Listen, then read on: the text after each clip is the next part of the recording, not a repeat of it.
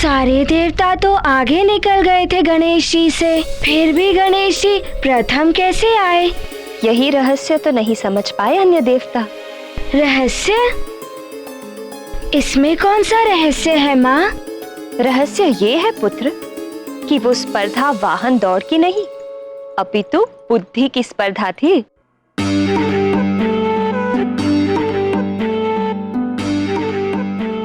बुद्धि की? मुझे तो कुछ भी समझ में नहीं आ रहा है माँ। उसके लिए पूरी कथा सुननी पड़ेगी ना पुत्र। तो फिर दौड़ चल रही थी।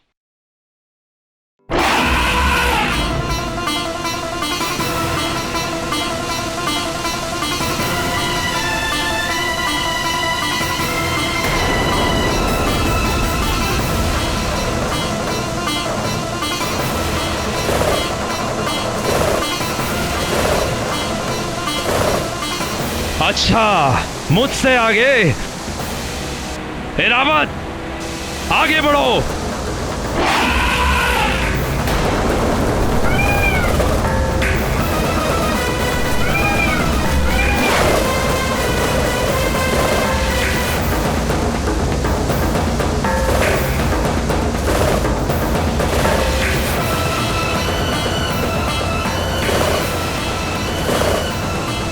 मयूर, शीघ्र चलो।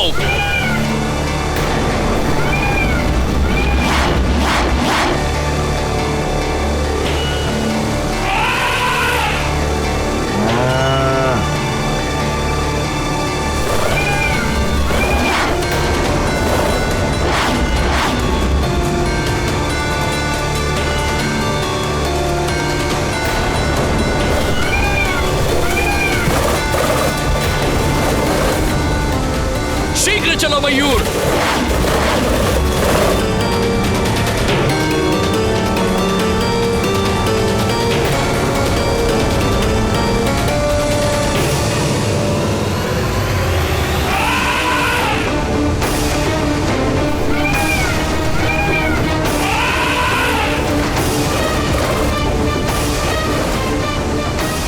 कार्तिकेय, तुम कितना भी प्रयास कर लो, विजय श्री तो मुझे ही प्राप्त होगी।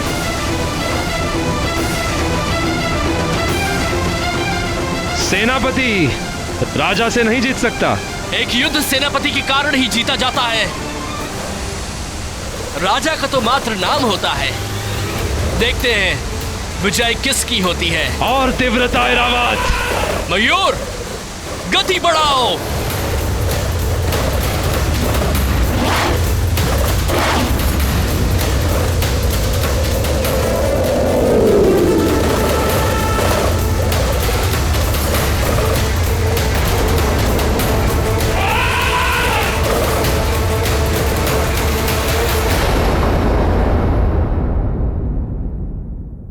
ये कैसे हो सकता है माँ?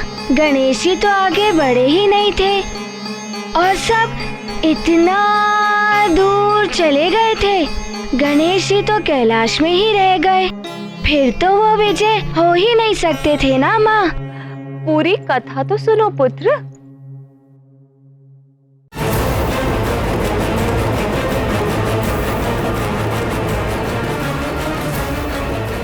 मुझे तो पहले से ही ज्ञात था कि गणेश भैया से कुछ नहीं हो पाएगा। मेरी बात मान लेते तो अच्छा होता।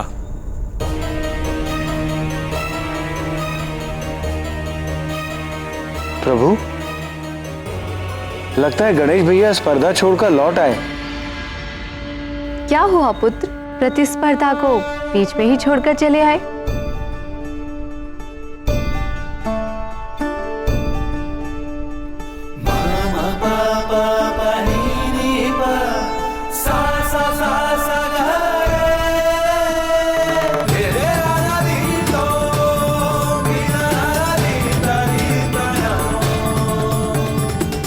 प्रणाम पिताश्री, प्रणाम माताश्री। कल्याण हो।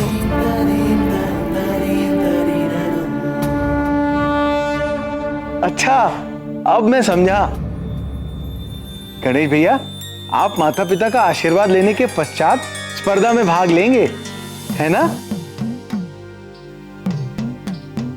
किंतु गणेश भैया, बाकी देवतागण तो बहुत आगे निकल गए और आप इस स्पर्धा में बहुत पीछे। तो फिर आप ये स्पर्धा कैसे जीतोगे? प्रिय मूषक राज, माता पिता की परिक्रमा आरंभ करें।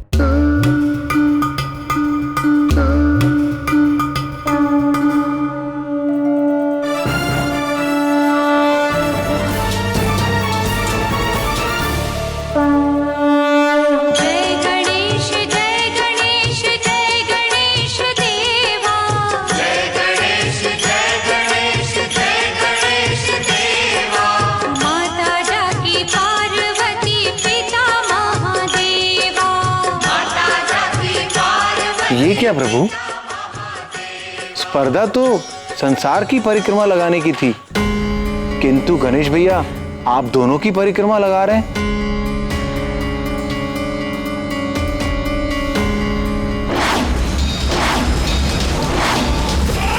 देखा कार्तिकेय, मेरे ऐरावत के समक्ष तुम्हारा मयूर कुछ नहीं कर सका। और तीव्र गति मयूर, और तीव्र गति।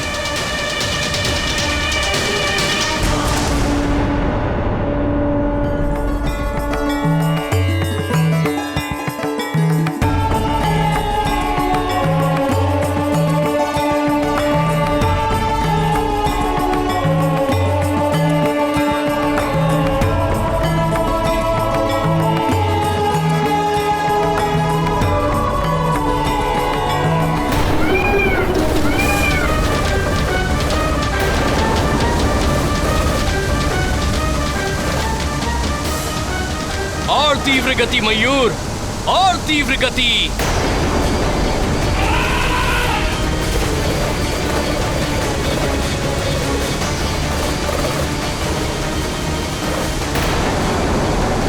आपका ऐरावत तो पीछे रह गया देवराज। अच्छा, मुझसे आगे? ऐरावत, आगे बढ़ो तीव्र गति से। मयूर, शीघ्र चलो। ऐरावत, अपनी तीव्रता बढ़ाओ। ये प्रतिस्पर्धा तो देवराज इंद्र ही जीतेगा।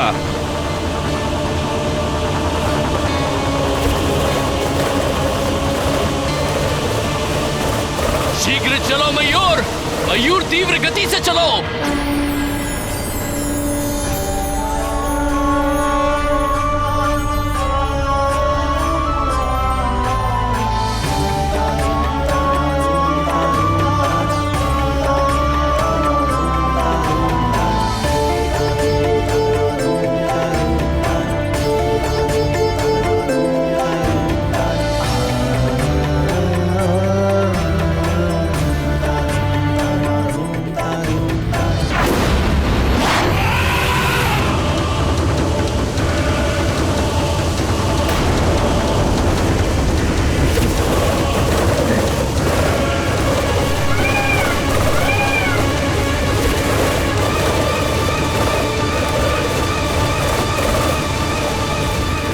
मैं विजयी हो गया, प्रथम आया हूं मैं।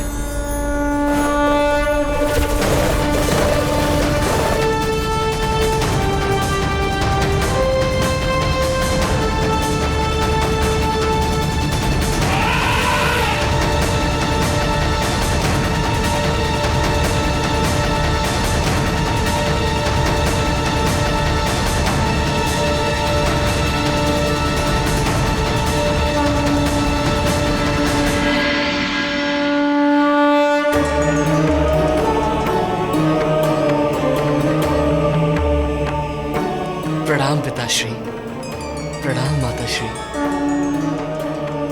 कल्याण हो।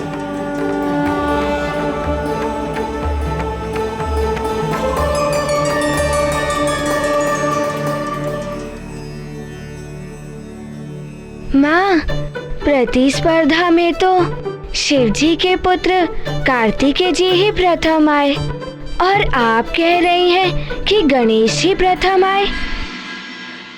गणेश जी कैसे प्रथम आए, यही तो वो ज्ञान है जो सारे संसार को समझना चाहिए।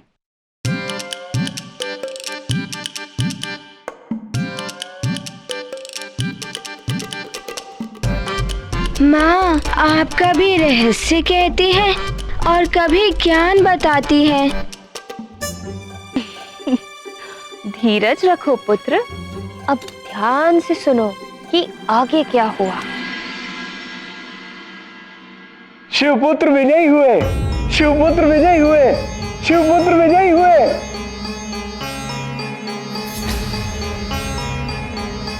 ये सत्य है कि इस प्रतिस्पर्धा में शिवपुत्र ही विजय हुए।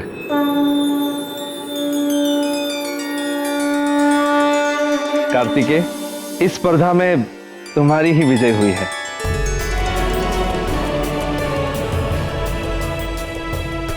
मैं अपनी पराजय स्वीकार करता हूं।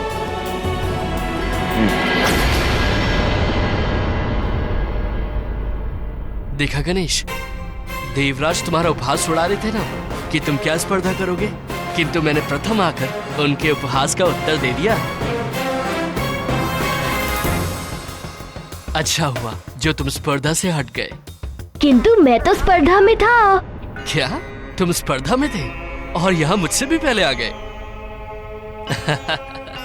परिहास कर रहे हो क्या? नहीं भैया, मैं परिहास नहीं कर रहा हूँ। ये सत्य है कि विजय शिवपुत्र की ही हुई है, किंतु वो शिवपुत्र है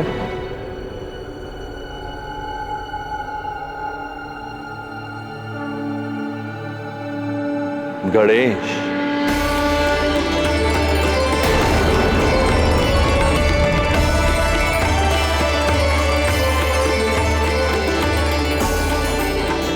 गणेश, आगे आओ पुत्र। पिताश्री, गणेश कैसे विजयी हो सकता है? वो तो प्रतिस्पर्धा में था ही नहीं।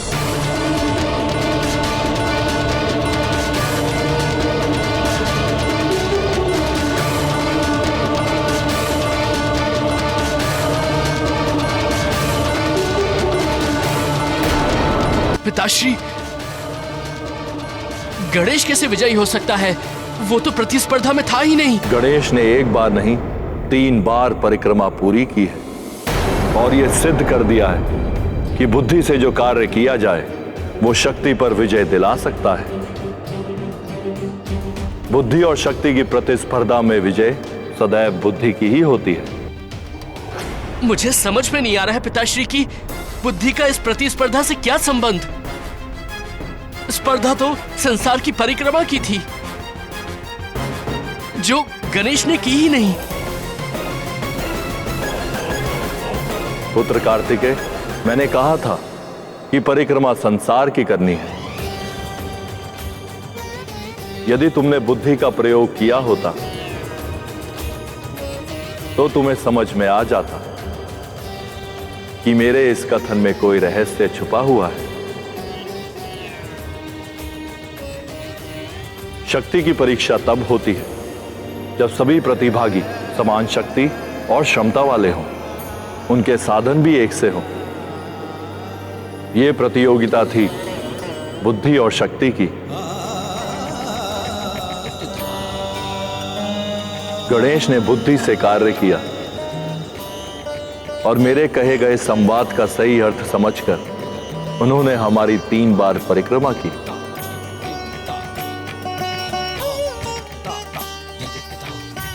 किंतु स्पर्धा तो संसार की। संतान का संसार उसके माता पिता होते हैं, यह शाश्वत सत्य है। जिसने अपने माता पिता का सम्मान किया वही सम्मान पाने का सच्चा अधिकारी है। देवताओं से लेकर मनुष्य तक सभी में सर्वप्रथम वही पूजनीय होते हैं।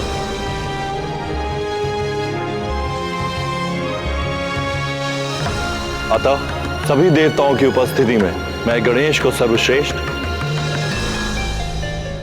और प्रथम पूज्य देवता होने का अधिकारी घोषित करता हूं।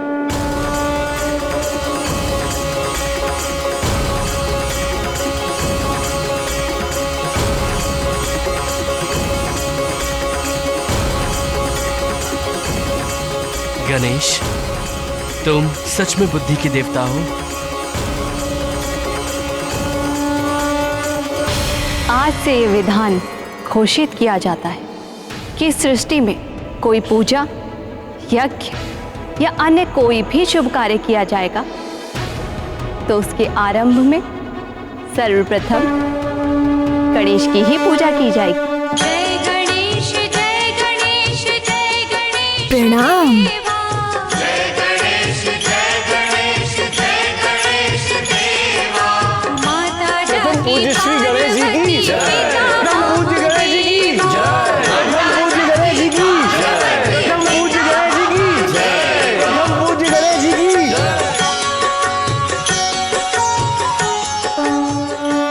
ये सत्य है द्वारकाधीश कि संसार में संतान को जन्म देने वाले माता पिता ही होते हैं। माता पिता ही संतान की सृष्टि करता है। हाँ प्रिय, माता पिता के बिना कोई भी संसार में नहीं आ सकता। इसीलिए कहा गया है कि संतान का संसार माता पिता ही होते हैं। शिवजी के पुत्र गणेश ने यह सिद्ध किया है।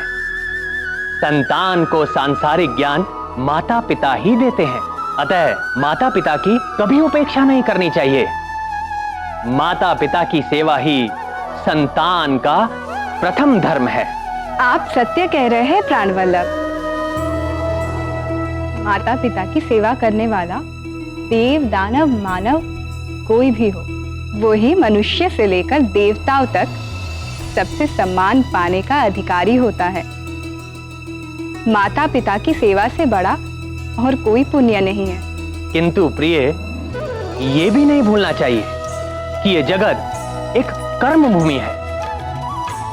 जो भी इस जगत में आया है उसे कर्म करना ही होता है। जो अपने कर्मों को छोड़कर केवल सेवा में ही लगा रहे, वो ना तो सुख पा सकता है और ना ही भौतिक रूप से सम्मान पा सकता है।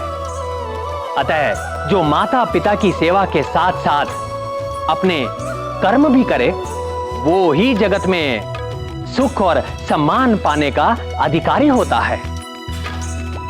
तो सुना पुत्र, गणेश जी कैसे प्रथम पूज्य बन गए। अब बताओ, इस कथा से तुम्हें कौन सी सीख मिली? माँ, मुझे इस कथा से ये सीख मिली है कि बुद्धि शक्ति से अधिक श्रेष्ठ है। माता पिता ही पुत्र के संसार होते हैं। जो अपने माता पिता की श्रद्धा भाव से सेवा करे, उन्हें देवता भी सम्मान देते हैं और देवताओं के वरदान उन्हें बिन मांगे ही मिल जाते हैं।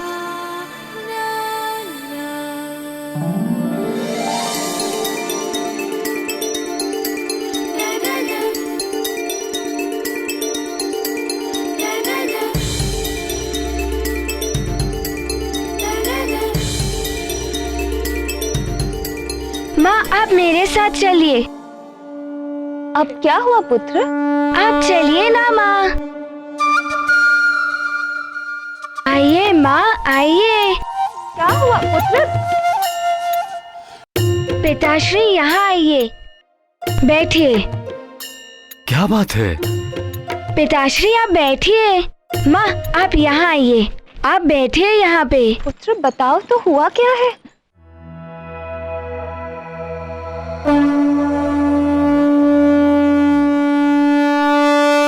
ये गाथा महाबली हनुमत की, रुचिकर लीला राम भगत की। जय जय जय रघुनंदन राम, जय जय जय महाबली हनुमान।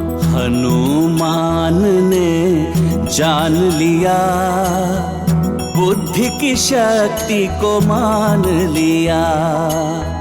मात पिता के चरणों में होता है संसार, ये मान लिया। कर परिक्रमा मात पिता की, सच्चे सुख को पा लिया।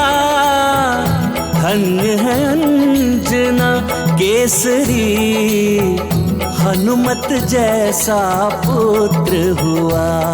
ये गाथा महाबली हनुमत की रुचिकर ये क्या कर रहे हो हनुमान? नानी, मैं सृष्टि की परिक्रमा कर रहा हूँ। मेरे संसार ही मेरे माता पिता हैं। मेरे भगवान भी मेरे माता पिता हैं। मेरे सृष्टिकर्ता मेरे माता पिता हैं नानी। इसीलिए मैं इनकी परिक्रमा कर रहा हूँ।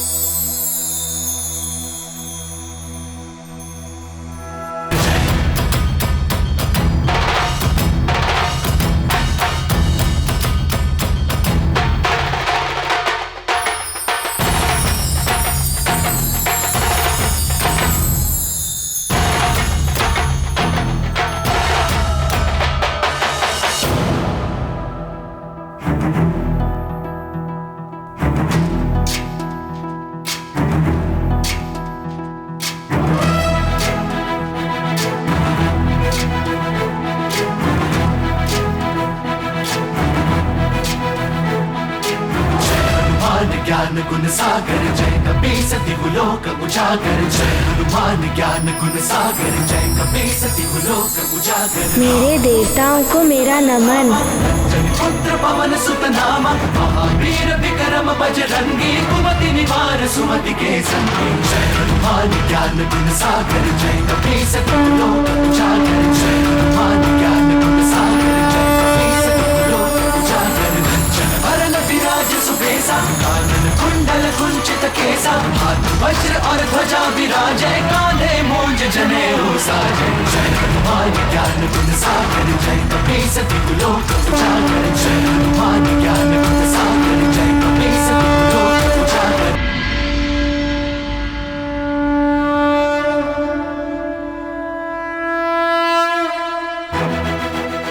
मेरे देवताओं को मेरा नमन।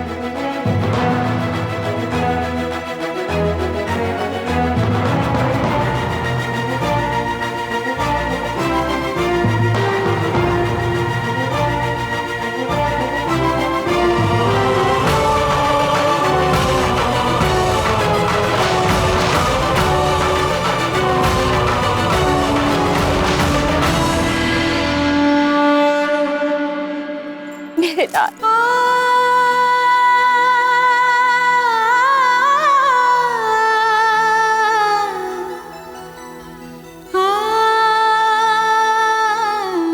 अंजना, तुमने हनुमान को गणपति भगवान की कथा सुनाई है।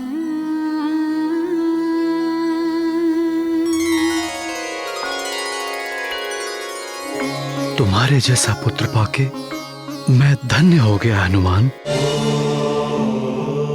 तुम्हारी सदा विजय हो।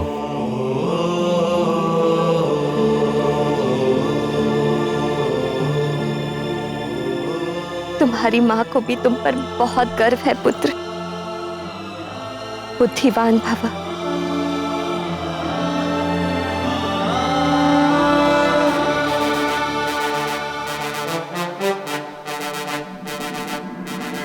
हे ईश्वर, इस परिवार के सुख को यूं ही बनाए रखना प्रभु। इस पर किसी की कुदृष्टि ना पड़े।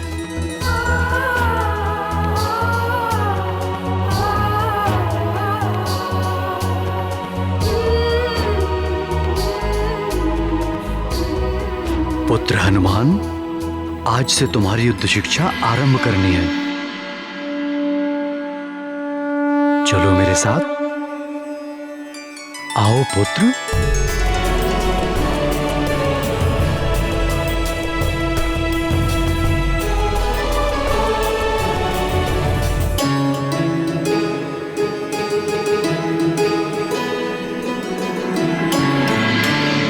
मातली, तुम मेरे सारथी ही नहीं, मेरे सबसे विश्वसनीय सहायक भी हो।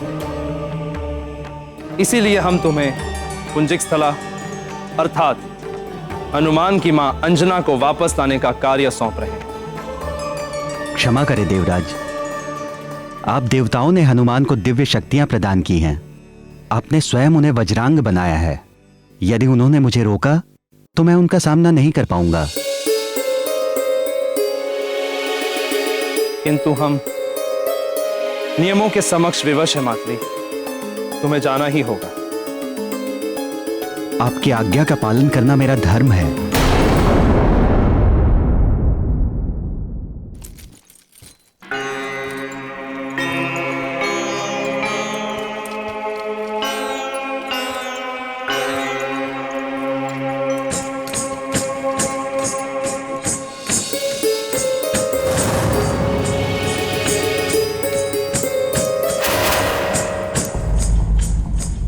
ये नुपुर की ध्वनि मेरे कक्ष से।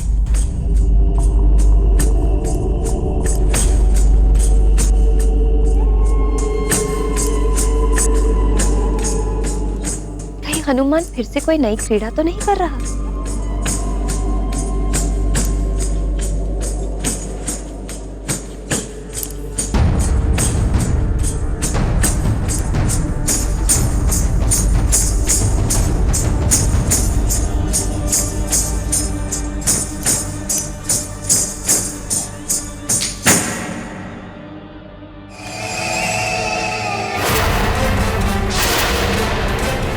आपकी आज्ञा का पालन करना मेरा धर्म है। यदि मेरे स्थान पर कोई सक्षम जाए तो उचित होगा देवराज।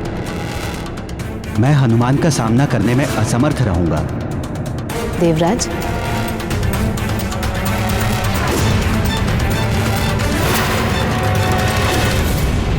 पुंजिक स्थला को लेने उसकी सबसे प्रिय सखी जाएगी, उर्वशी।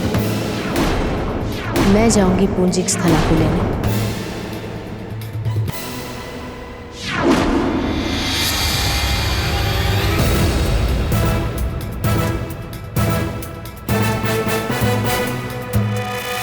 आप यहाँ मेरे कक्ष में? अच्छा हुआ कि तुमने मुझे पहचान लिया।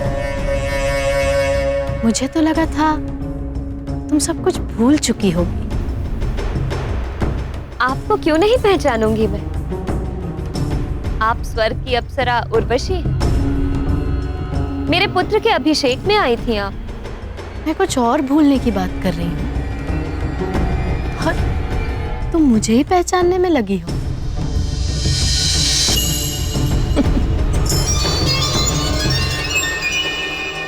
पहचानना तो तुम्हें कुछ और ही है।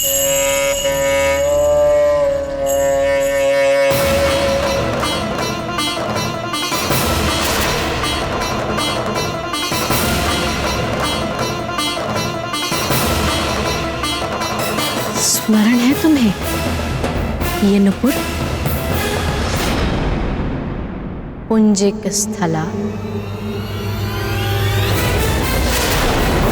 ये आप क्या कह रही हैं? और आप मुझे पुंजिक स्थला क्यों कह रही हैं? क्योंकि तुम ही पुंजिक स्थला।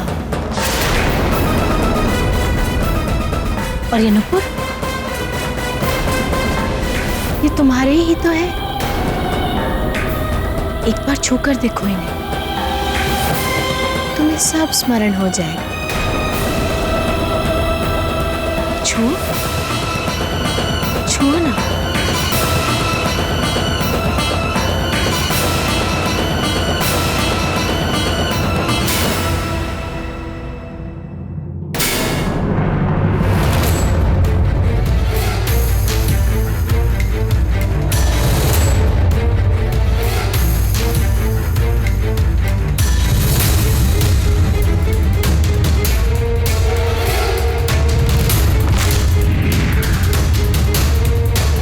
मिट्टी की बाम्बी में मुझे वानर आकृति दिख रही थी तो। वानर बाहर नहीं, तेरे भीतर है। जा, तू भी वानरी हो जाएगी।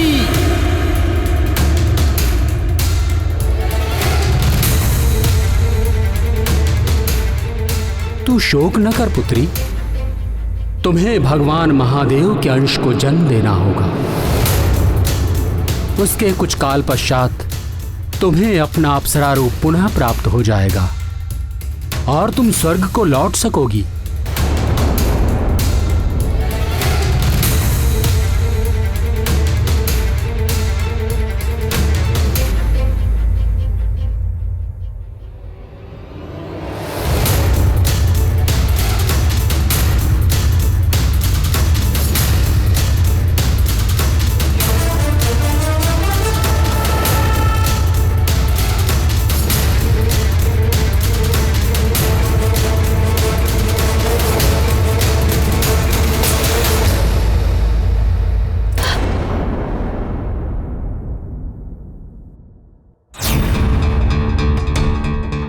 नहीं, ये कैसे संभव है?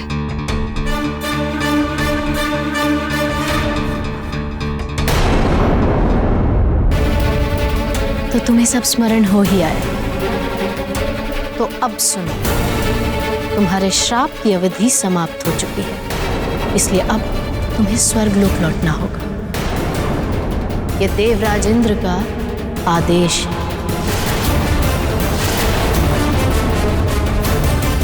ये कैसे संभव है? मेरा पुत्र हनुमान अबोध बालक है, मां हूं मैं उसकी।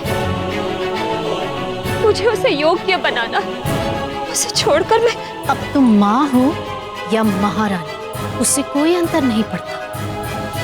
ये श्राप तुम्हें एक पुत्र को जन्म देने तक के लिए ही मिला था, जो तुम हनुमान को जन्म देकर पूर्ण कर चुकी हो। अब तुम्हें सब कुछ त्याग कर स्वर्गलोक लौटना होगा, और स्वर्गलोक के नियमों का कोई उल्लंघन नहीं कर सकता। तुम भी नहीं, पुंजिक स्थला।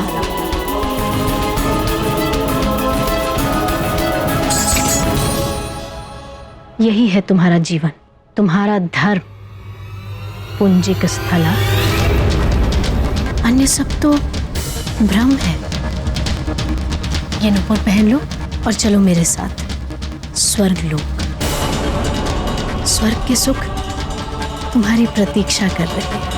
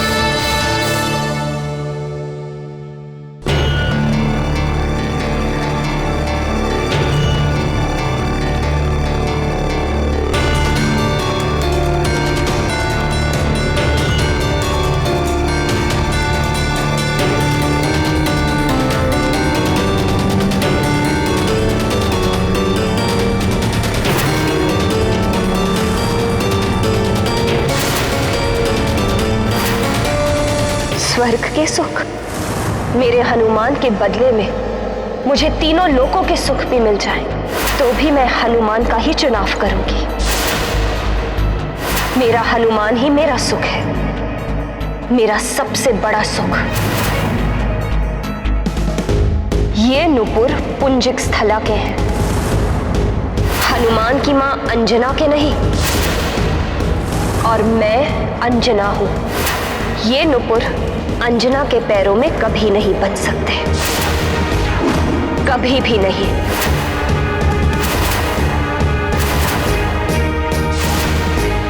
तुम ऐसा नहीं कर सकते।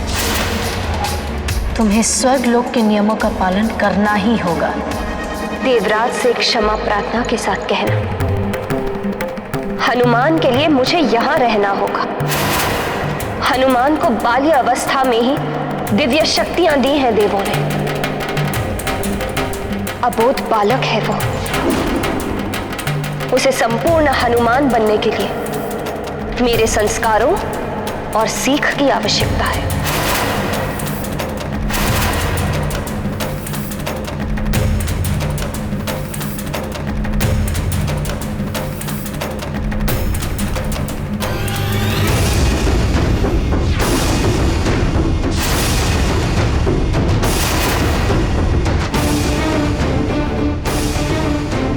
और मैं उसे वो संस्कार और सीख उसे अवश्य दूंगी।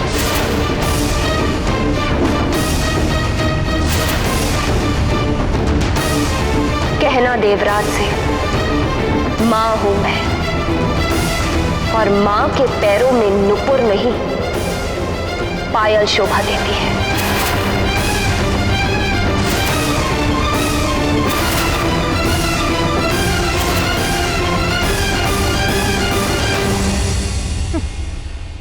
मां, देखती हूं मातृधर्म की विजय होती है या अप्सरा धर्म की।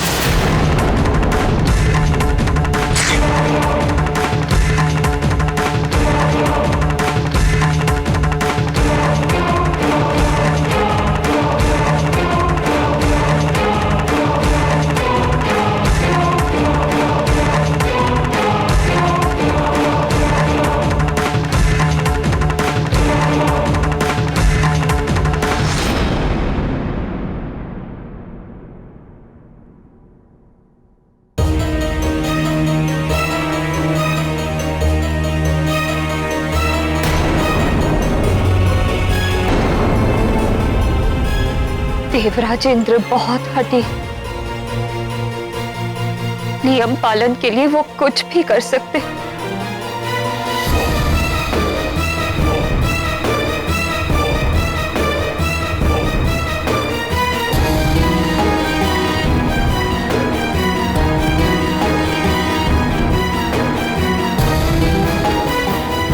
यदि मुझे जाना पड़ा तो अबोध हनुमान का क्या होगा?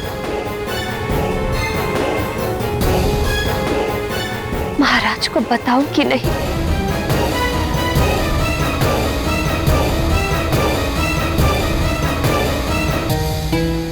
और यदि हनुमान को ज्ञात हो गया कि मुझे जाना है तो?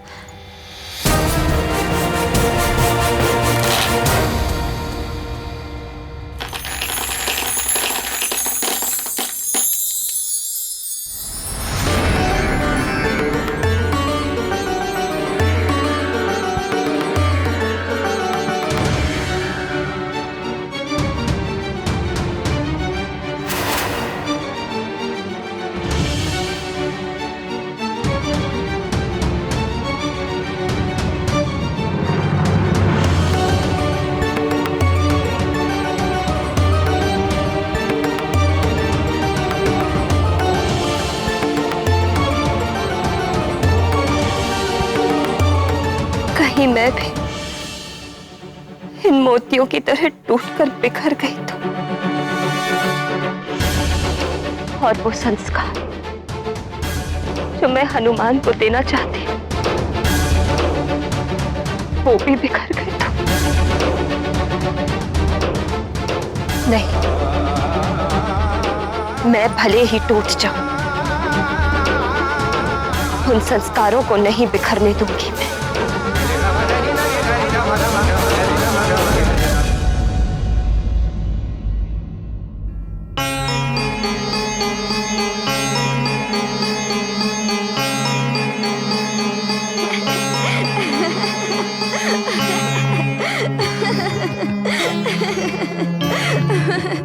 पिताश्री, फिर क्या हुआ पिताश्री?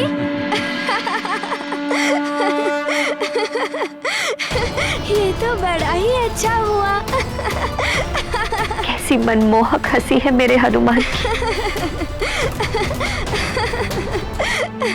इस हंसी पर तो तीनों लोगों के सुख न्योछावर।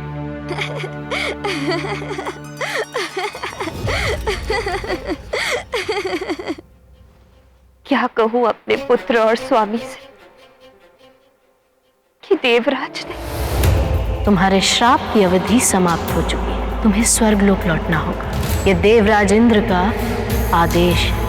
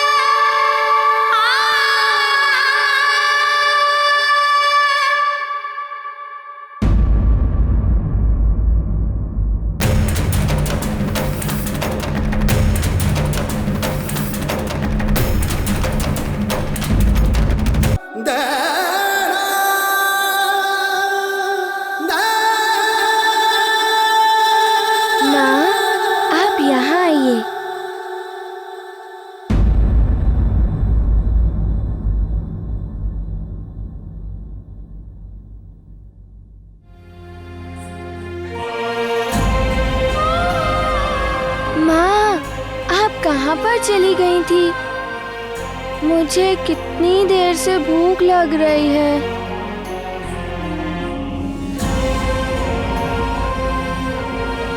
माँ, मैं ये सोच रहा था कि कब मेरी प्यारी सी सुंदर सी माँ आएंगी और मेरे लिए भोजन परोसेंगी और मुझे अपने हाथों से खिलाएंगी।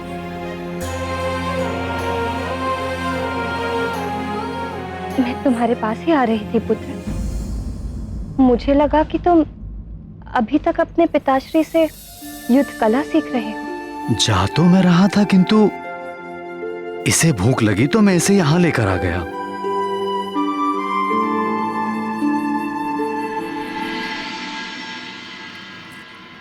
कैसी माँ हूं मैं, मेरे लाल को भूख लगी और मुझे ज्ञात ही नहीं। मैं भी न जाने कहाँ खोई हुई हूँ।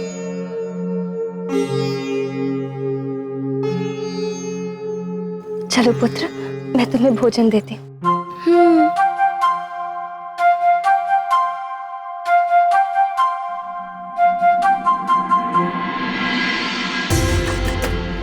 सेविकाओं, भोजन लेकर आओ।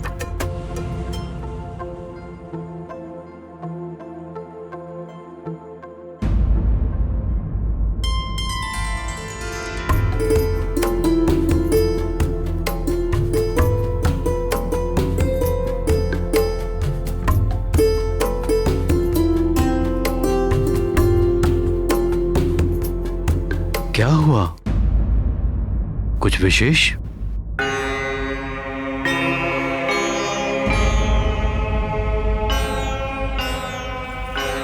हाँ स्वामी, वो मेरे कक्ष। माँ, मुझे अपने हाथों से भोजन कराइए ना। अंजना, उसे भूख लगी है, पहले उसे भोजन करा दो।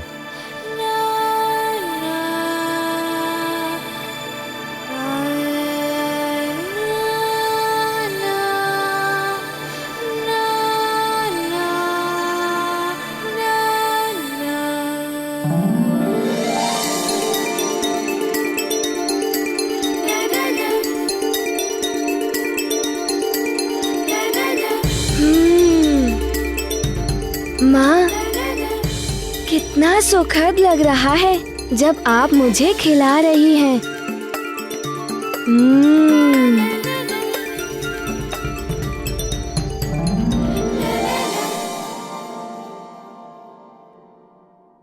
मेरे पुत्र की शिक्षा अपूर्ण है, अभी उचित अनुचित का ज्ञान नहीं। फिर कैसे समझ पाएगा वो किसी छल या संकट को? नहीं, मैं अभी अपने पुत्र को छोड़कर नहीं जा सकती।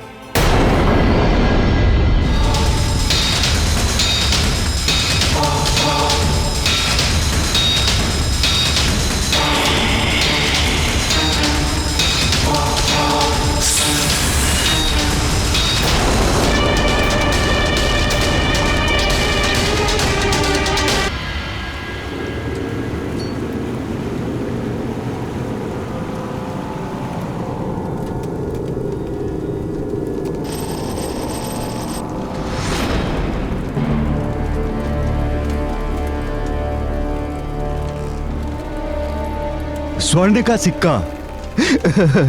लगता है आगे और भी है, चलो।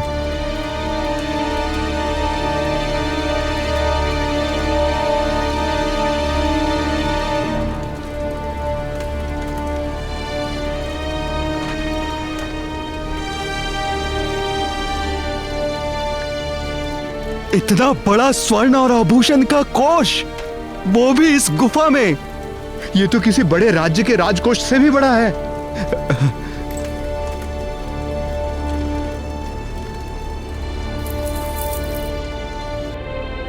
इतना सारा स्वर्ण का खजाना, इसे हम तीनों बांटकर राजा महाराजाओं की तरह रहेंगे।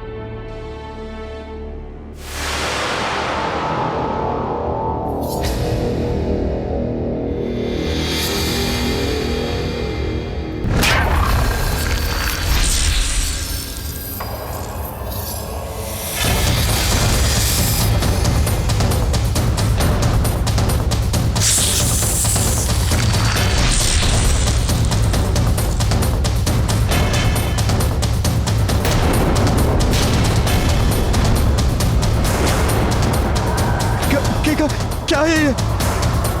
भागो यहां से।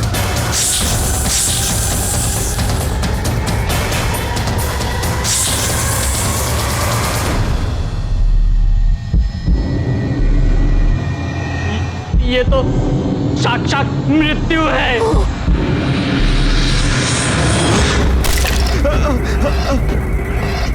क्षमा कर दो हमें, नहीं बनना हमें राजा महाराजा। हम नहीं आएंगे दोबारा, क्षमा कर, नहीं आएंगे, हमें जाने दो, हम नहीं आएंगे, हमें जाने दो, हमें जाने दो। आज न जाने क्यों बड़ा सुखद लग रहा है तुम लोगों को साथ देखकर। क्यों ना ऐसा करें, हम साथ में भोजन करते हैं। फिर तो बड़ा ही आनंद आएगा। आइए पिताश्री, बैठिए।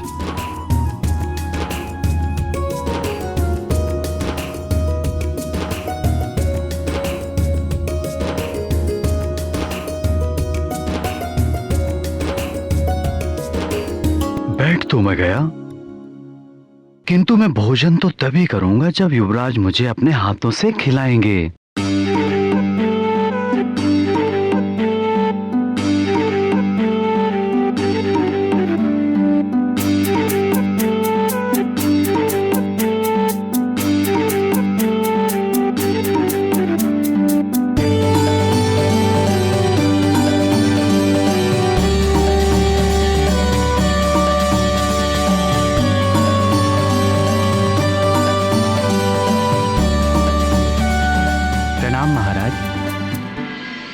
पंपा सर से पंपेश्वर नरेश का संदेश आया है महाराज।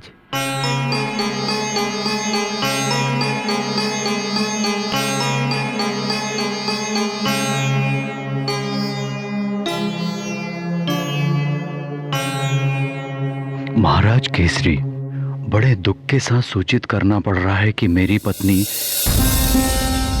पंपा सर की महारानी प्रभावती, जो प्रसव काल में थी, उनका कल रात्रि को पुत्र को जन्म देते समय प्रसव की पीड़ा से निधन हो गया।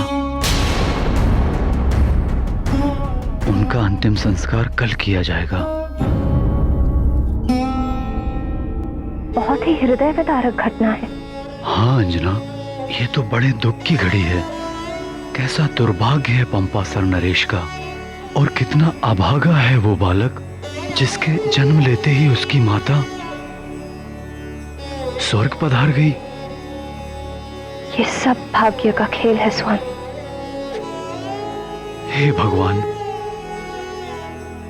का बहुत बहुत धन्यवाद करता हूं, जो अनेक कठिन परिस्थितियों के बाद भी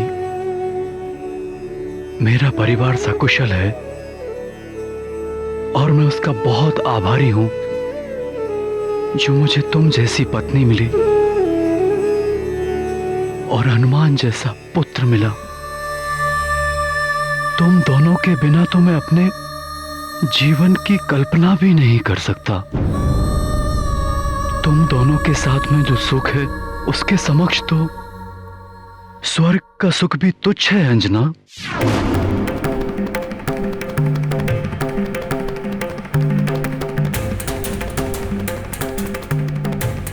तुम्हें सब कुछ त्याग कर स्वर्गलोक लौटना होगा। और स्वर्गलोक के नियमों का कोई उल्लंघन नहीं कर सकता, तुम भी नहीं। पुंजिक स्थला।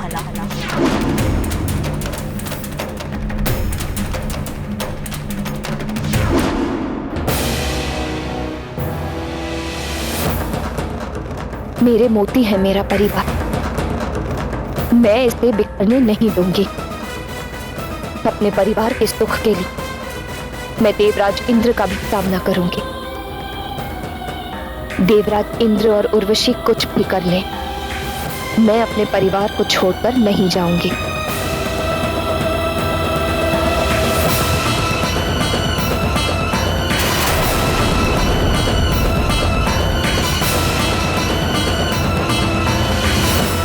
क्या हुआ तुम्हें? तुम्हारे चेहरे पर क्रोध क्यों झलक रहा है? पुंजिक स्थला कहाँ है? वो नहीं आई देवराज, उसके लिए आपके आदेश का भी कोई मोल नहीं है। उसने आपके लिए संदेश भिजवाया है कि कह देना देवराज से कि मां होने के सुख के समक्ष स्वर्ग के सुख का कोई महत्व नहीं है।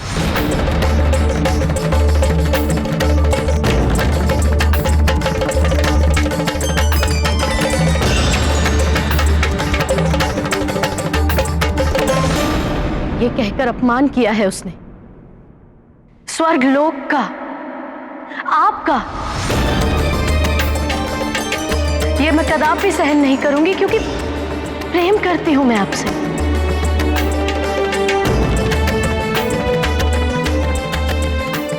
अपने स्वर्गलोक से प्रेम करती हूं। आपको स्वर्ग की महत्ता को बनाए रखना होगा देवराज। पुंजिक स्थला को वापस स्वर्गलोक में लाना ही होगा। हाँ, पुंजिक स्थला को स्वर्ग में वापस लाना ही होगा। उसने स्वर्ग के नियमों को तोड़ा है, हम भी स्वर्ग के नियमों का पालन नहीं करेंगे। अब हम सब अप्सराएं अप्सरा धर्म का पालन नहीं करेंगे। हाँ, हम भी अप्सरा धर्म का पालन नहीं करेंगे।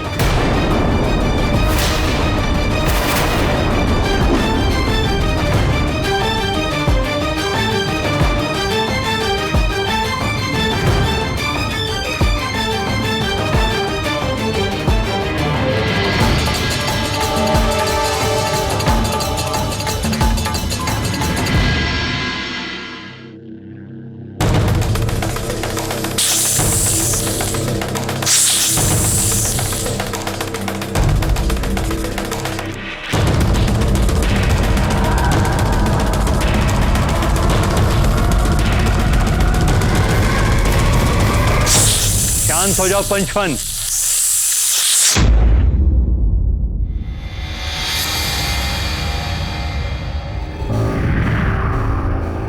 प्रणाम दैत्य गुरु शुक्राचार्य।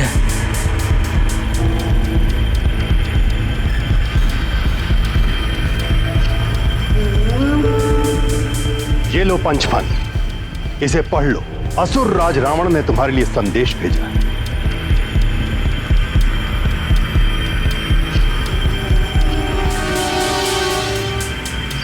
पंचफन, लंकेश रावण का आदेश है तुम्हें। सुमेरु में हनुमान नाम का एक वानर बालक है जो असुरों का परम शत्रु है।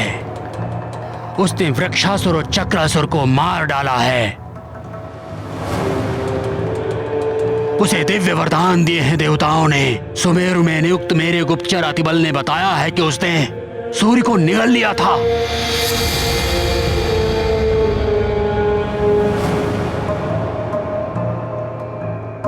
ज्वालामुखी का लावा पी लिया था, फिर भी जीवित है वो। अग्निदेव ने उसे वरदान दिया है, इसलिए अग्नि उसका कोई अहित नहीं कर सकते।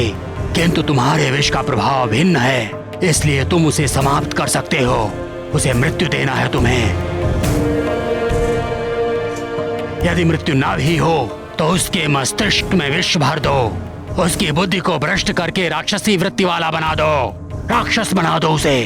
यही नहीं, सारे सुमेरु वासियों को अपने विष के प्रभाव से अपना दास बना लो। पाप और व्यभिचार का साम्राज्य फैला दो सुमेरु में। नदियों का जल विषैला कर दो। ये आदेश है लंकेश का। वर्षों पश्चात लंकेश को सुध आई है मेरी। दैत्य गुरु, लंकेश से कह दीजिएगा कि उनका कार्य पूर्ण हो जाएगा। पंचफन, सुमेरु तक तुम्हें मैं पहुंचा दूंगा। युगों से हूं मैं इस धरती पर कालने में। लंका से लेकर हिमालय तक इस धरती में कहां कहां छिद्र है सब ज्ञात है मुझे। इसलिए कहीं भी पहुंचने के लिए मुझे किसी की भी आवश्यकता नहीं है। आचार्य, ये केवल बातें ही करता रहेगा या कुछ करेगा?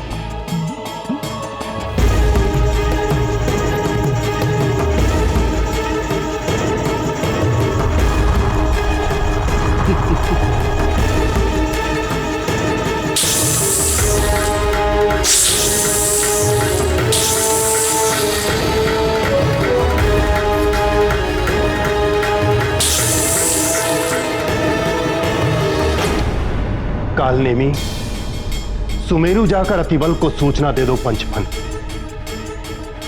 और जो कुछ भी असुरराज रावण ने कहा है वो अतिबल को बता दिया जाए। अवश्य।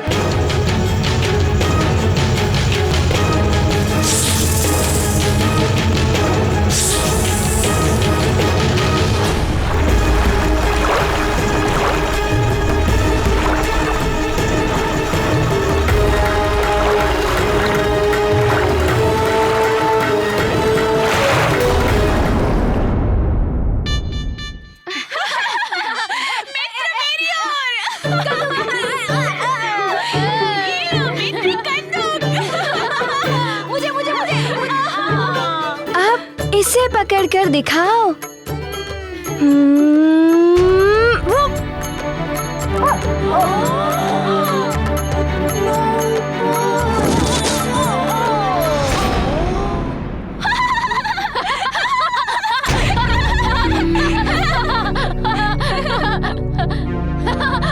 अतिबल गिर गया, गिर गया।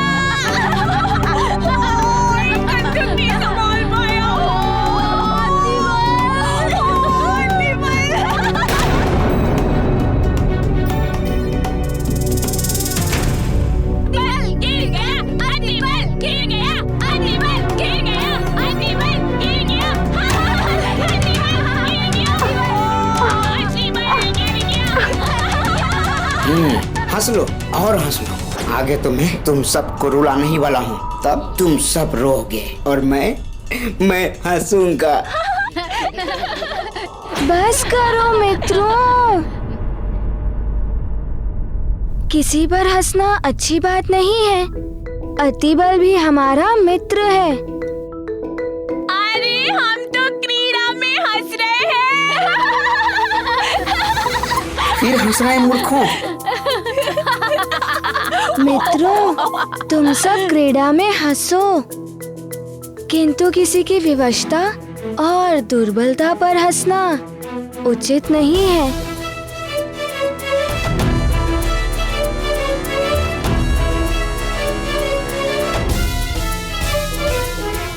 मित्र हनुमान उचित कह रहा है मित्रों। अतिबल मित्र, मुझे माफ कर दो। हमें क्षमा कर दो मित्र अतिबल। हाँ, हमें क्षमा कर दो मित्र। धन्यवाद मित्रों।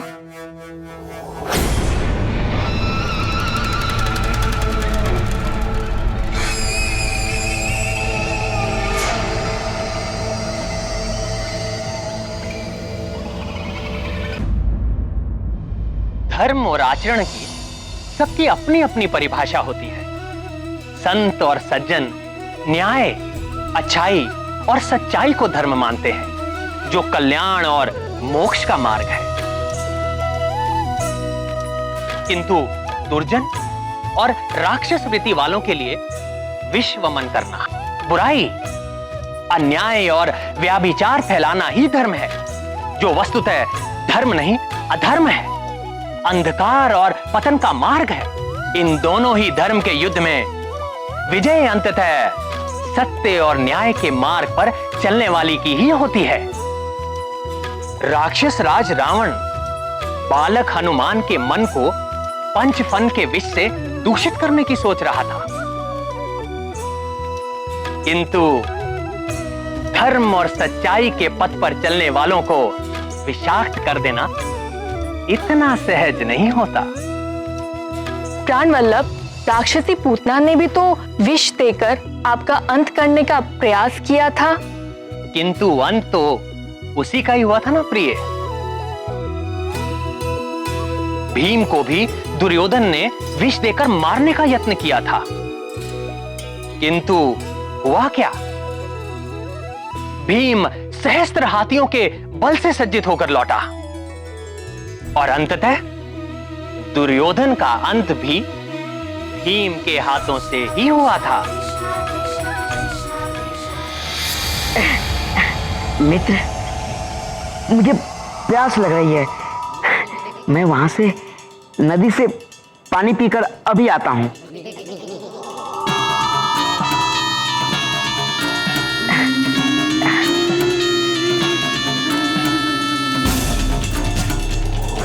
चलो हम सब खेलते हैं। चलो चलो चलो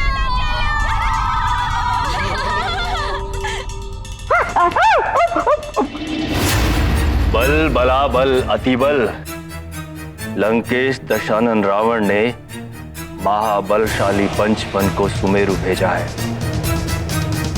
इस वानर बालक हनुमान का अंत करने के लिए और सुमेरु के वासियों की बुद्धि को उसके विष से भ्रष्ट करने के लिए। बल बला बल बल अति बल, अब तुम्हें किसी भी तरह इस वानर बालक को खेलने के लिए नदी के पास लेकर आना है, क्योंकि पंचफन नदी से होकर आएगा। बल बला बल बल। हनुमान समाप्त।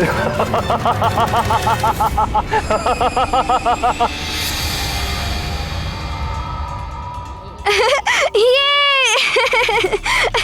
इधर इधर।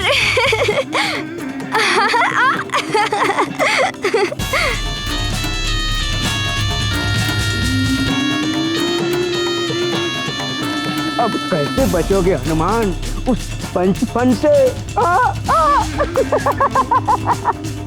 उसके विष का तोड़ तो तुम्हारे किसी भी वरदानी शक्ति में नहीं है।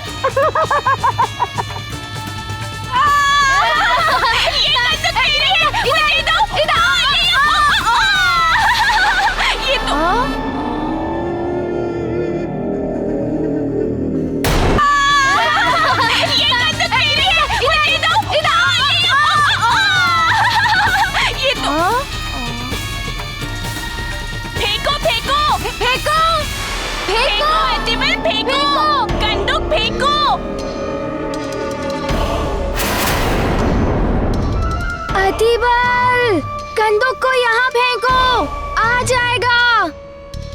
उछालो उछालो अतिबल। उछालता हूँ। हाँ, उछालो।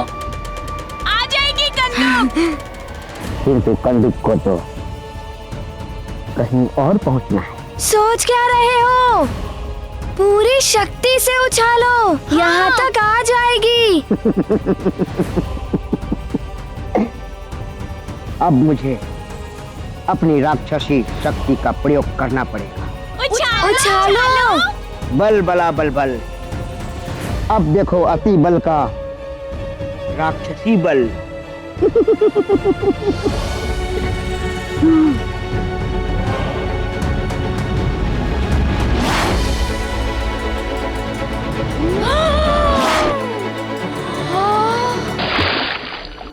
इतनी शक्ति अति बल में? इतनी शक्ति?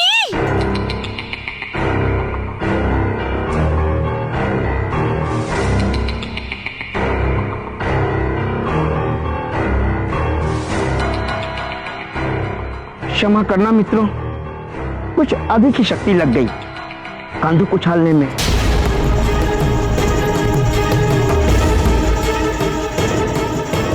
अब कौन उठाएगा उसे? बहुत दूर चली गई है।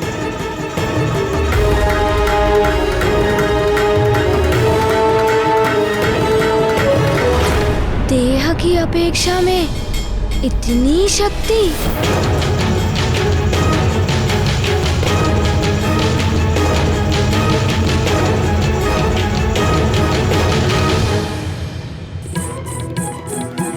कोई बात नहीं, मैं उस बंदूक को लाता हूँ। हाँ हाँ, जाओ हनुमान, जाओ लेकर आओ। चलो चलो चलो चलो चलो चलो चलो हाँ।